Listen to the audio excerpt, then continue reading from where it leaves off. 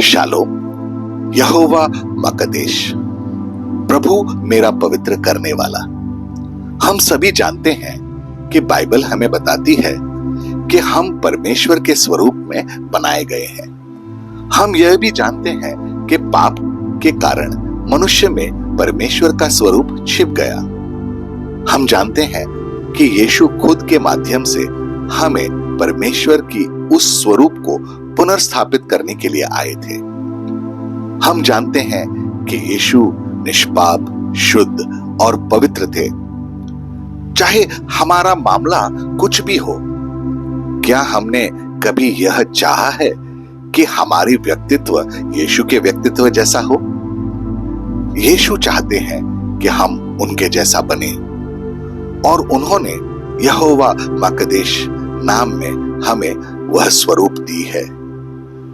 हम परमेश्वर के इस नाम को पहली बार लेव व्यवस्था की पुस्तक में 20वें अध्याय उसके 7वें और 8वें पद में इस्तेमाल होते हुए देखते हैं। इसीलिए तुम अपने आप को पवित्र करो और पवित्र बने रहो, क्योंकि मैं तुम्हारा परमेश्वर यहोवा हूं और तुम मेरी विधियों को मानना और उनका पालन भी करना, क्योंकि मैं तुम्हारा पवित्र करने वाला यहोवा हूं। यहोवा मकदेश एक इब्रानी शब्द है और उसका अर्थ है यहोवा जो पवित्र करता है।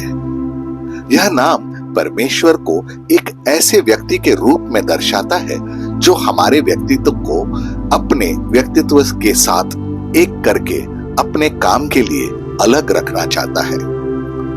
मसीह के चेले, उनके अनुयायी होने के नाते हम में से कुछ लोगों को परमेश्वर की योजनाओं के बारे में नहीं मालूम, जिसके कारण वे इधर उधर भटकते हुए प्रतीत होते हैं।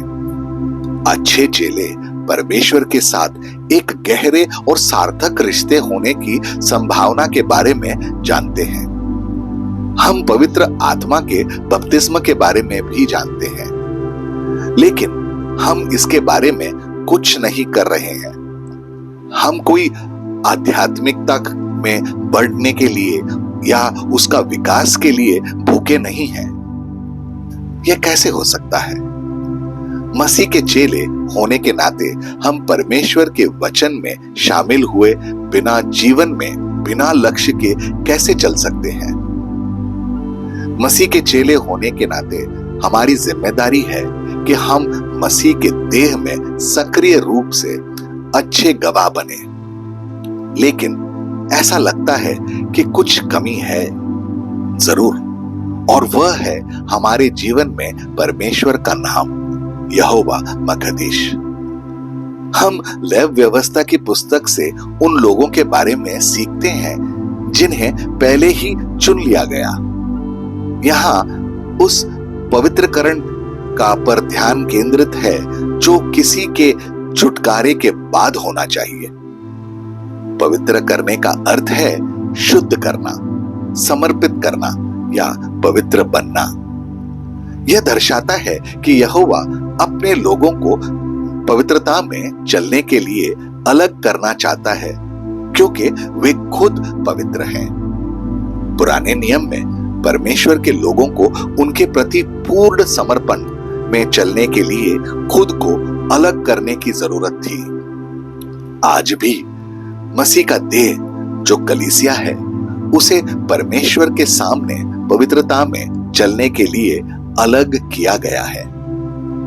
मत्ती रचित सुसमाचार उसका 5वां अध्याय उसका 48वां पद कहता है, इसीलिए चाहिए कि तुम सिद्ध बनो जैसा तुम्हारा स्वर्गीय पिता सिद्ध है। लव व्यवस्था जो 20वां अध्याय उसका 7वें पद में एक और दिलचस्प बात जब परमेश्वर इसके बारे में कहते हैं, मैं यहोवा हूं जो तुम्हें पवित्र करता है। लोगों ने खुद को पवित्र करने की जरूरत है। वे ऐसा कैसे कर सकते हैं? इसका उत्तर इस लव व्यवस्था के 20वें अध्याय उसके 7वें पद के शुरुआत में ही निहित है। इसलिए तुम अपने आप को पवित्र करो और पवित्र बने रहो, क्योंकि मैं तुम्हारा परमेश्वर यहोवा हूं। हमें चुनाव करना है। पवित्र बनो, पवित्र होने का चुनाव करो। यहोवा मकदीश बाकी सब करेंगे। उन्होंने हमें आज्ञा दी है कि हमें खुद को अलग रखना है। वह हमें ऐसा करने के लिए कभी जबरदस्ती नहीं करेंगे, इसीलिए हमको चुनाव करना होगा। हमने सुना है कि हमारे आत्माएं इच्छुक हैं और हमारे शरीर कमजोर हैं, लेकिन ऐसे लोग भी हैं जिन्हें हम नाम मात्र के मसीह के चेले के रूप में जानते हैं। इस स्थिति में बुद्धि या मन शरीर के साथ साथ परमेश्वर के वचन की ओर झुके हुए हैं, लेकिन आत्माएं परमेश्वर से जुड़ी हुई नहीं हैं। परमेश्वर की योजना उस तरह से काम नहीं करता है। परमेश्वर चाहते हैं कि हमारी आत्माएं पवित्र हों। उसके लिए हमें अलग रहने की आवश्यकता है। फिर वह हमें वचन के साथ हमारे मन और हमारी भावनाओं को भी नवीनीकृत करेंगे। नवीनीकृत आत्माएं नवीनीकृत मन को जन्म देती हैं, जो परमेश्वर के वचन से भरे होते हैं। फिर परमेश्वर का वचन विश्वास लाता है और हमारे शरीर भी उसमें जुड़ जाता है। यह प्रक्रिया जो अंदर से बाहर होता है, बाहर से अंदर नहीं। उदाहरण के लिए कुछ लोग सिगरेट नहीं पीते या शराब नहीं पीते या अनैतिक व्यवहार नहीं करते। वे परमेश्वर के वचन से सहमत हैं, लेकिन उन्हें अपने पास्टरों और दूसरे अगुओं के बारे में कड़वाहट या बुरी राय रखने में कोई समस्या नहीं है। हमारा बर्ताव केवल बाहरी तौर पर नहीं हो सकता, यह नवीनीकरण भीतर से होना चाहिए। क्या हम पुरानी बातों से अलग हो गए हैं? क्या हमारी आत्मा मसीह में नवीनीकृत हो गई है? आइए प्रार्थना करें। प्रिय प्रभु यीशु, हम आपको हमारे यहोवा मकादीश होने के लिए जो हमें पवित्र करता है धन्यवाद देना चाहते हैं।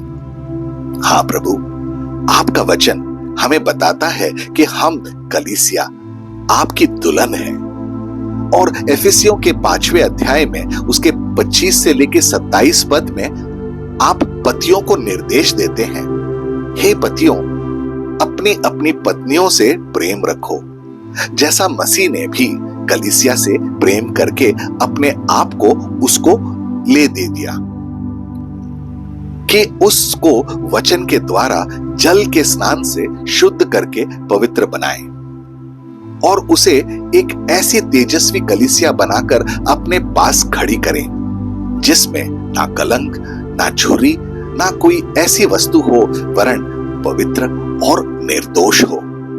हाँ प्रभु यीशु, आप वचन हैं।